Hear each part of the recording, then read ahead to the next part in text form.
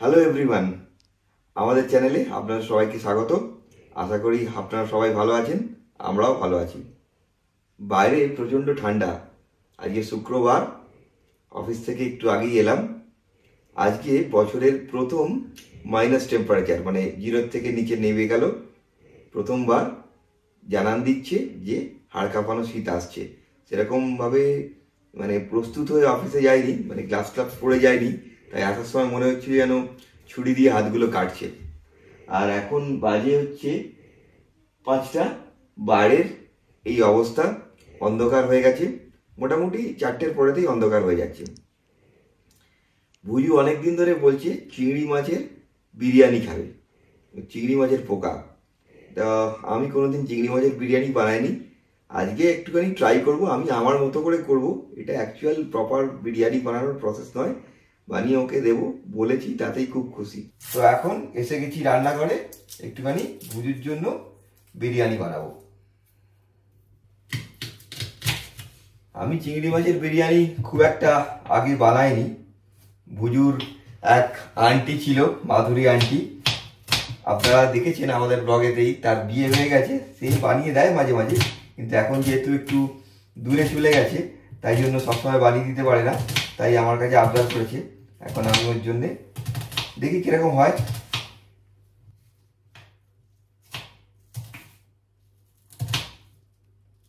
পেঁয়াজ কেটে নিলাম, আর এখানেতে জলটা গরম করতে দিয়ে দিই, এটাতে চালটা দিয়ে দেবো।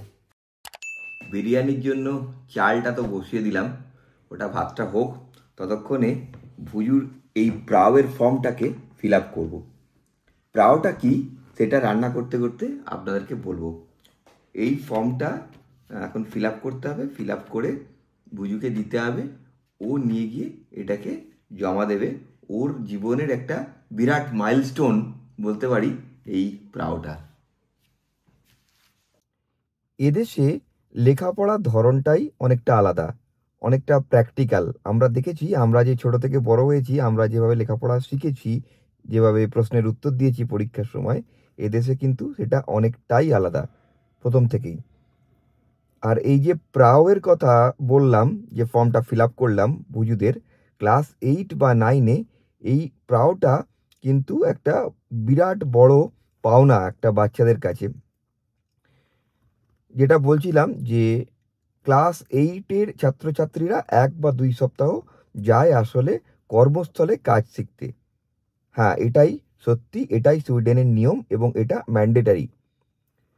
এখন হয়তো আমাদের মনে হয়েছে যে আরে ক্লাস 8-এ আর আমরা কি কাজ করতাম, আমরা শুধু হোমওয়ার্ক করতাম আর মজা করতাম।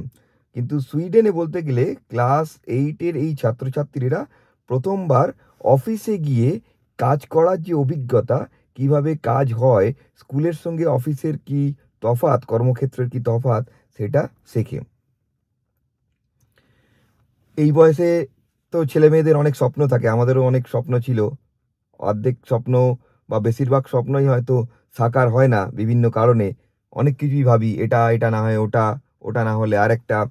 কিন্তু অ্যাকচুয়ালি কোন জিনিসটা আমরা করতে পারবো বা ভালো লাগবে, তার কিন্তু স্বচ্ছ ধারণা বই পড়ে বা স্কুলেতে হয় না। প্রাওতে গেলে এটাই শেখা যায়। এখানে প্রাও করতে গেলে বেসিক্যালি দোকান, রেস্টুরেন্ট, লাইব্রেরি, হাসপাতাল, গ্যারেজ, অফিস, কিচেন, এমনকি ডে কেয়ারেতেও অনেকে প্রাও করে। ভুজুরই এক বন্ধু, তার যে ভাই আছে ছোট, তার ডে কেয়ারে করবে। ভুজুর ইচ্ছা মেডিকেল নিয়ে পড়ার, তাই জন্য ভুজু এবছর এতে চাইছে কোনো মেডিসিন শপে, ফার্মেসিতে গিয়ে প্রাও করতে, এবং সেটা হয়তো পেয়ে যাবে, কথা বলে এসছে। ওর যে প্রাইভেট জন্য টিচার, তার সঙ্গে যেদিনকে প্যারেন্ট টিচার মিটিং হয়েছে, গিয়ে আমি কথা বললাম। ওদেরকে আগেই একটা সেশনে বুঝিয়েছে প্রাও কি, কীভাবে করতে হবে, কতটা নতুন অভিজ্ঞতা। ওরাও খুব এক্সাইটেড ব্যাপারটা নিয়ে, কোনোদিনও তো কর্মস্থলে যায়নি। এই বয়সে গিয়ে অনেক রকম স্বপ্ন থাকে, অনেক রকম ভাবনা চিন্তা থাকে, অনেক প্রশ্ন থাকে মনে, সেগুলো আমাদেরকে করছে। এখন দেখা যাক বুজু কি করে। কিন্তু এটা ঠিক যে প্রাওতে যে সমস্ত বাচ্চারা গেছে, তারাও এসে আমাদের সঙ্গে কথা বলেছে ওই প্যারেন্ট টিচার মিটিংয়ের সেশনে। প্রত্যেকে কিন্তু একটা আত্মবিশ্বাস আসে। এখন যে ছেলেটা সকালবেলা মোজা খুঁজে পায় না, সে গিয়ে হয়তো দোকানে মাল সাজাচ্ছে, বা যে মেয়েটা খুব লাজুক সে হয়তো লাইব্রেরিতে গিয়ে মানুষের সাথে সুন্দর করে কথা বলে কার কি বইয়ের দরকার সেটা দেখে খোঁজ করে দিচ্ছে। এছাড়াও কোনো জায়গায় দেরিতে গেলে কি হয়, টিম ওয়ার্ক মানে কি, রেসপন্সিবিলিটি নেওয়া কাকে বলে, এই রেসপন্সিবিলিটির ব্যাপারটা কিন্তু এখান থেকেই চলে আসে। কোনো কর্মক্ষেত্রে গেলে কিছু কাজ দিলে সেটাকে ওরা কিভাবে ঠিক মতো করবে, কাজটা কতটা কঠিন, এগুলো কিন্তু সব কিছু চলে আসে। এটা কিন্তু বাস্তব জীবনে ওদের কিন্তু অনেক কনফিডেন্স এনে দেবে এটা। আসলে আমরা যেহেতু ইন্ডিয়ায় চলে যাব, আমরা এই প্রাইভেট ফর্মটা বুজুকে ফিল আপ করে দিয়ে দিচ্ছি যাতে ও জমা দিতে পারে, কারণ ফেব্রুয়ারি মাসের শেষের দিকে প্রাওটা শুরু হবে। 1 সপ্তাহের জন্য ওরা স্কুলে যাবে না, ওরা শুধু কর্মস্থলে যাবে, গিয়ে কাজ করে আসবে। আবার ক্লাস 9-এ নভেম্বর মাসে আরেকটা প্রাও হবে, আর 1 সপ্তাহ। দুটো কিন্তু একই জায়গায় করতে পারবে না, আলাদা আলাদা জায়গায় করতে হবে। তার কারণ হচ্ছে আলাদা জায়গায় করলে ওরা বুঝতে পারবে কোন জায়গায় ওদের কাজ করে ভালো লাগছে, কোনটা ওরা ভবিষ্যতে করতে পারবে, কোনটা পারবে না, ইত্যাদি। দেখি বিরিয়ানি তারপরে কেমন হয়েছে।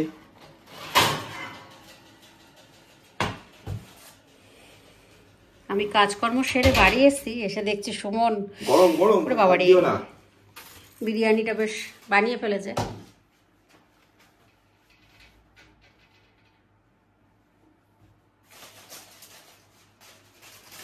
হেভি গরম তো গো। গরম তো হবে।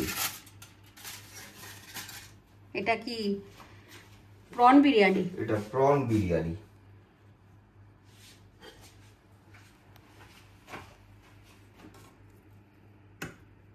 বাহ, দারুণ লাগছে তো প্রনগুলো।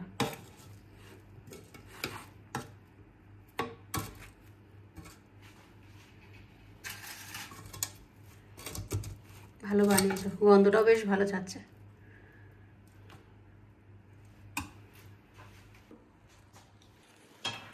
দেখি বাবাইয়ের খেয়ে কেমন লাগে। গন্ধ ভালোই ছাড়ছে, বুঝু ভালোই খাবে। আর আমরা এখন খাওয়া দাওয়া করবো না, আমরা এখন একটু ঘুরতে যাব। একটু ইচ্ছে হয়েছে, ঠান্ডা পড়েছে, লং ড্রাইভে যাব। তাই সুমনের কাছে আবদার করেছি, ও এখন লং ড্রাইভে নিয়ে যাবে। বাবাই এসো। এখন বুঝু বিরিয়ানি খাচ্ছে, এরপর আমরা যেরকম বললাম যে একটু ঘুরতে যাব, ওকে খাইয়ে দাইয়ে রেখে তারপর আমরা বেরোবো। ভালো হয়েছে তো বুঝু? আমার তো গন্ধটা বেশ ভালোই লাগলো। না এখন খাবো না, আমরা এসে খাবো, তুমি খাও। ভুজু যেরকম বলছিলাম এবছরে প্রাও যাবে। হ্যাঁ, সেটা আমার কাছে সত্যি খুব এক্সাইটেড যে মেয়েটা বড় হয়ে গেল। আর এখানকার নিয়ম অনুযায়ী এবছর 1 সপ্তাহের জন্য কাজ করতে হবে। অ্যাডাল্ট হলে কিন্তু বাড়ি থেকে এখানে গিয়ে বাইরে সবাই থাকে, নিজেরা পড়াশোনা করে। তো সেটাই আর্ন করছি, তো পয়সা 32 ক্রাউন পাবো। পার ডে কাজ করে 32 ক্রাউন পাবে, মানে হচ্ছে ইন্ডিয়ান টাকায় ওই 300 টাকা মতো, তাই না? এটা তো শুধু এক্সপিরিয়েন্সের জন্য। যাই হোক, পার ডে 300 টাকা করে পাচ্ছি তো। হ্যাঁ বাবা, আমি সোলেন্টোনাতে করতাম তাহলে আমি 52 ক্রোনো পেতাম। হোয়াটএভার, বাড়ির 10 মিনিট লাগে কাজে। ও একদমই বাড়ির কাছে, আমাদের বাড়ির কাছে যে সেন্টারটা আছে সেখানেই ও যাবে। তো ওর একটা সব ঠিকঠাক হয়ে গেছে, এটা একটা ভালো লাগলো। নতুন বছরে নতুন এক্সপিরিয়েন্স হবে ওর। এক্সপিরিয়েন্স করার পরে কীরকম হলো সেটা আপনাদের অন্য ভিডিওতে বলবো। যাই হোক, এখন খাওয়া দাওয়া করুক, আমরা বেরিয়ে পড়বো।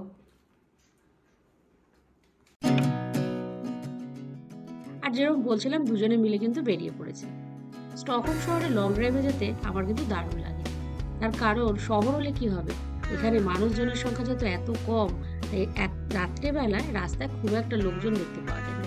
কয়েকটা হয়তো গাড়ি হুশাস পাশ দিয়ে যাবে, সেই যে ট্রাফিক জ্যাম সেসব কিচ্ছু নেই। আর সব থেকে বড় কথা যেটা, গাড়ির কোনো আওয়াজ নেই। আমাদের দেশে যেটা সব থেকে বড় প্রবলেম আমার মনে হয়, যে গাড়ি যদি রাস্তায় একবার জ্যামে আটকে যায় বা কোনো কারণে টার্ন নিতে হচ্ছে বা কিছু নিতে হচ্ছে, সেই সময় পিছন থেকে এত প্যা প্যা আওয়াজ আসে, যেটা আমার জন্য খুব বিরক্তকর লাগে। এ দেশে আসার পরে এখন তো জিনিসটা আরোই ভালো লাগে না। সেই জন্য এই দেশে আমার লং ড্রাইভে যেতে বেশ ভালো লাগে। তবে একটা জিনিস দেশের আবার খুব মিস করি, এই যে আমাদের দেশে রাস্তায় বেরোলেই নানা রকম খাওয়া দাওয়া, এখানে আর সেগুলো পাই কোথায়? নয় বার্গার কিং, নয় কোনো ওই ধরনের বার্গার পাস্তা এইসব খাও, এছাড়ার কোনো উপায় নেই। আমাদের মুখে তো এখনও সেই চপের টেস্ট লেগে রয়েছে, চপ, তারপরে নানা রকম চাইনিজ খাবার, সেগুলো যদি রাস্তাঘাটে পাওয়া যেত, তার সাথে গরম গরম এই ঠান্ডার মধ্যে মাটির গ্লাসে 1 কাপ চা, তাহলে আর কথাই ছিল না। কিন্তু যাই হোক, সেগুলো তো পাবো না। এবার আস্তে আস্তে ঘুরবো বেশ কিছুক্ষণ, তারপরে বাড়ি ফিরে যাবো।